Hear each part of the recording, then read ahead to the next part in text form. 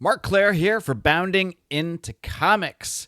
Check out this article from Spencer Bakuli over at Bounding into Comics. You can find the link in the description for this video. Disney Plus continues to implode, announces loss of 1.3 million subs following price hike. Now, the reason I want to do a video about this is because I've mentioned in a lot of my recent videos how a lot of the reactions that we're seeing on the creative end, whether it's Kevin Feige completely scrapping Daredevil Born Again, completely reworking that show, supposedly bringing in some of the old beloved characters like Karen Page and Foggy Nelson, whether it's that, whether it's something like just releasing Echo all at once after they had developed this pattern of trying to release episodes week by week and building the hype. Well, there was really no hype for Echo to be had, so they just splat it out there all at once. And a lot of rumors that there's been a lot of reworking. Of course, we all know about the disaster that is Jonathan Majors. If anything, I think it's a blessing in disguise. That's giving them a chance to pivot away from what as I mentioned in a previous video, was a disastrous storyline from the beginning. But the reason I want to point this out, because I want you to see what's happening here. And what Spencer will show you later in this article, as we'll kind of find here. First, I got to read a little bit of Spencer's intro here. He says, "You're telling us that people didn't want to pay more money for subpar television content featuring bastardized interpretations of their favorite characters and storylines, or Echo?" Because let's be honest, Echo is not anybody's favorite, even before this series came out. In a further blow to the company's streaming dreams, the House of Mouse has announced that, thanks to a number of factors, including its recent price hike, their Disney Plus service has bled a total of 1.3 million subscribers in the 3-month period between their two most recent earnings report. And if I'm giggling like a schoolgirl a little bit, it's because I already know. I've already read this article, and I know about the incredible spin that you're going to get on this. So we're going to dive a little bit deeper into Disney's own explanation for this, as we'll see further into the article. According to Johnston, who is... I missed who Johnson was, but he's someone important, trust me.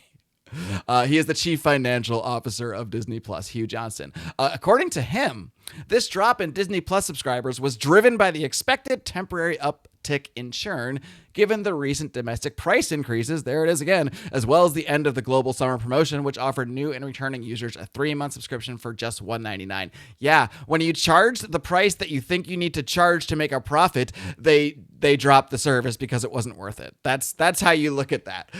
They're acting like, well, of course we're going to lose people when we brought them in for a promotion. And they showed up, saw what they saw, and said, this is not worth my money. This is not worth my hard-earned money. What am I getting here? I'm getting Secret Invasion.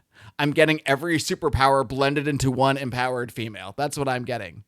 And, you know, when I first came on to Bounding, and I've really made an effort to point out a lot of the things that I'm enjoying out there, whether it's the Skybound stuff, the G.I. Joe Transformer stuff, the Rippaverse. I've been enjoying what I'm seeing there. I'm excited by a lot of what I see out there, the Ghost Machine stuff that's about to be coming out. I like a lot of what's out there, and I do my best to point that stuff out. But the reason that there is so much room and so much thirst for new content is because of this kind of stuff. Now, we're talking TV. We're not talking comics here, but it's all a top-down thing. The mouse owns all of this, all right? They own all these properties, and in their minds, the comics are just there to support the profit they're going to get from the IP of all these properties and these other mediums. Movies, failure in the last year. Marvel's Ant-Man Quantumania. What else need we say?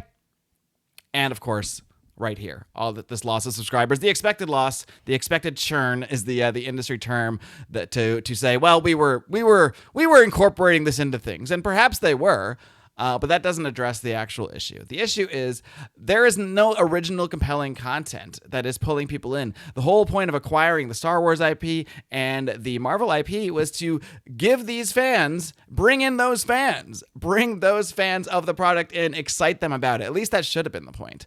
But instead, they have both been used as vehicles for the message and for just pushing more crap out there, thinking if we just put more stuff on there, they're going to come. They're going to pay us money. Why? Because there's stuff there, and they want stuff, don't they? Well, no, people want more than stuff. They want heart. They want compelling characters. They want real-life scenarios that they want something they can sink their teeth into, and they want something that respects the characters themselves. None of that have we gotten from the Disney Plus shows in the recent years. And as expected, this is a huge part of why they're hemorrhaging subscribers. Be sure to check out this full article again at boundingintocomics.com. The description is in the description. The link is in the description for this video. And of course, don't forget to hit that subscribe button, ring that little notification bell so you don't miss any of the great content from the team here at Bounding into Comics.